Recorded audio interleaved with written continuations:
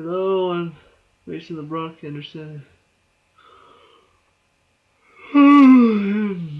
This is Bones, Season 12, Episode 3, The New Tricks and the Old Dog. I'm not actually this tired. This is all just to show my feelings for this episode because, yeah, that's about it. I just... The thing is, looking at it compared to last week was kind of dumb. It was just it was same old Bones formula. The case was not all that interesting. The stuff on the outside wasn't all that interesting. This one was just so boring. I mean, the case I figured out with 30 minutes to go. The stuff on the outside I figured out with 20 minutes to go. No, actually, some of it I figured out right at the beginning of the episode, and some of it I figured out halfway through. And then at the end, they decided to throw in this like random cliche storyline to make us feel good inside, and it didn't at all. I don't know why. You've got Zach Addy back. Use that. Use that story. Bring me some good cases. Don't bring me stupid crap like this. So let's talk about it. This is one of those cases where it has to happen at some point in every season of Bones. We have to have old people acting like young people because they think it's so funny. I don't understand why, but it feels like every single season of Bones we've had this episode where you've got some old person who thinks they're still young, and so they're like going at it and just like, oh yeah, I want to have sex. And Grandma, no, stop. You're not young anymore. This is creepy. If you want to do that, go ahead. I just don't want to see it. I don't want to tune into Bones and have to see this stupid crap. And the thing is, it's not like all of it was stupid. Like, the stuff with the old people was dumb. It was goofy, it was weird. I don't want to see jokes like that, because they're not funny. I don't know what group of people think that old people having sex is hysterical, but I don't. However, some of the jokes being made, the same type of jokes are being made with our team at the Jeffersonian, with Angela and Hodgins, and then Bones talking to Booth about getting a vasectomy. That stuff is funny because it's not creepy old people talking about it. So you could see the same joke being used, but one works because it's not creepy and the other one doesn't because it is creepy. So all of this stuff with the old people was just really weird. The case itself was about as predictable as a Bones case gets. Nobody that they talked to at first, but all of a sudden Booth finds a connection with this one old guy who used to be in the army. I'm like, it's gonna be him.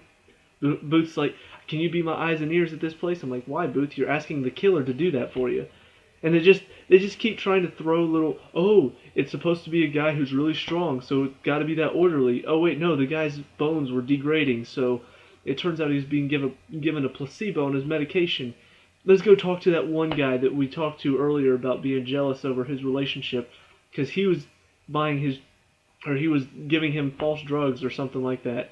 And then it's not him, and then they're thinking, oh, what if it's the woman because she knew about it, and then it's not her, and then they find out he was actually partners with the other guy that they thought was giving him the fake drug, when in fact they were con men together. And it all got so complicated, and I'm just like, look, who cares? I know it's going to be the old guy who used to be in the army that Booth looks up to, because it feels like every single time Booth has some sort of older guy to look up to, half the time that guy turns out to be the killer. I've seen it so many times, it's ridiculous. And so, sure enough, we find all that out. He turns out to be the killer. It's so easy to figure out. The stuff with the team, the personal life stuff, so easy to figure out.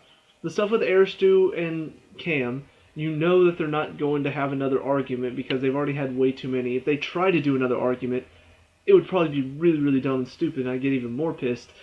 But this little, oh, Cam doesn't want to have kids, Aristu does. At the end, they're going to do something along the lines of what they did, which is Aristu says, I want to adopt. And you're just like, oh, okay. What was the point of all of this then? If that's what he wanted to do from the beginning, then why have them have this kind of argument throughout the episode? If from the beginning of this episode, he knows there are refugees out there. He knows Cam doesn't want to be pregnant. So, yeah, of course he's going to adopt. Why do we have to take an entire episode to go through all of this? The stuff with Booth and Brennan. You know, by the end of this, Brennan's going to respect Booth's opinion. You know, at first it always seems like, oh, she's going to make him do whatever, such and such. By the end of the episode, she always respects his opinion. And this is where it differs. You know, half the time whenever she finally decides she's going to respect his opinion, half the time it's Booth understands where she's coming from and then agrees with her, even though she says she doesn't want him to just blindly agree with her. He still does anyway. And then the other half is just like in this episode, where it leads to a deeper conversation where they're talking about, oh, well, I don't want to have kids, but I don't want to close the door on it just in case. And of course, that's all leading to she's probably going to be pregnant by the end of the season, and then we're going to get season 10's episode, or ending again, where it's just like, oh, well, we've got 3 kids now, so now we definitely can't work anymore, so now we're definitely going to... It's also just easy, predictable. It's so boring. Like, I see all of this coming from a mile away, and not that, you know, I want them to take extreme chances that may lead to even dumber decisions and even dumber stories, but it's got to be better than this. You know, there've got to be some better stories to tell than this. Like I said, you've got Zach Addy back. Why can't we focus on him a bit more? Why can't we talk about him maybe trying to get a working license to come back to the Jeffersonian? Or maybe he ends up in another case with one of the people he was staying at the asylum with. You know, somebody there is involved with him, and so now he wants to work on their case. Or, I don't know, something else. This is just the same old, same old. And I would be okay with that if it weren't the last season of Bones. This is the last season. I want them to go out on a high note, and they're going out on the same low note as last season. And last season was terrible. So I don't know. What makes all of this even worse is the beginning and the end both really just drive the nail into the coffin of this show. First of all, you open up with some douchebag kids, or like, they break into this one site and they do some scientific stuff, which is actually kind of cool, you know, creating pretty much a gigantic version of the Black Snake firework. Okay, that's pretty cool. Well, the Black Snake firework comes out and they see the dead body, and one kid screams like a little girl for 1 second, and then the little girl that's there with him is like, awesome! I'm like, yeah, because that's how little kids are, you know, they see a dead body and they're just like, yeah, cool, dead body, right in front of me, yeah! Little psychopaths. That's not normal. The FBI should have hauled those kids in and been like, okay, you weren't freaked out at all by a dead body? No, dead bodies are cool! Okay, we're going to take this little girl and we're going to put her inside the asylum because that's where she belongs. And then on top of that, they're looking through these barrels and they've got the hazmat suits on because the chemicals are dangerous. All of a sudden this lawyer shows up and he's just like, can you guys take off the hazmat suits? Because he thinks that he doesn't want them to say that, oh, these chemicals are dangerous. Doofus, they are dangerous. Somebody's body melted in one of these chemicals. I understand, and the thing is, it's not the lawyer, it's the show's writing. I understand you want to say, okay, some lawyers are dicks. I get that. But they're not stupid. They're not going to say stuff like, you're going to make this look like these chemicals are dangerous, and that's just not factual. Scientifically, it is factual. You idiot. How did you become a lawyer again if you don't even know simple science? Like, that's just stupid. It's just something to create, oh, here's a little bit of slapstick where Aubrey spills his little whatever shake thing on him, and then he freaks out thinking it's the acid, and so they have to spray him down with some stuff. That's the only reason that he was acting like a dick the whole time, so that whenever this happened, we'd feel like, oh yeah, he's getting his comeuppance. I didn't feel that way at all. I'm just like, this is terrible, crappy writing. Like, this is looking for the lowest common denominator of a laugh. And then the ending, which was just, it was so tacked on. Like, it felt like everything was done. They solved the case. Aristu and Kim had their moment. Booth and Brennan had their moment. And then all of a sudden they head into FBI where Aubrey is. And they see the old woman that the victim was dating. And she apparently found her daughter because the victim was paying the money he was getting from selling his drugs.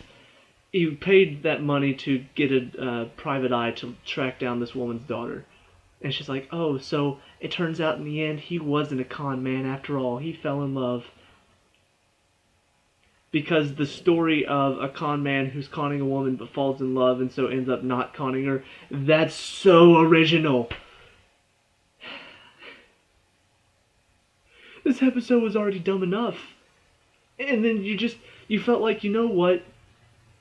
This isn't cliche enough. Let's throw in one more just to make sure, just so we drive it home that we understand people love to watch cliche storylines.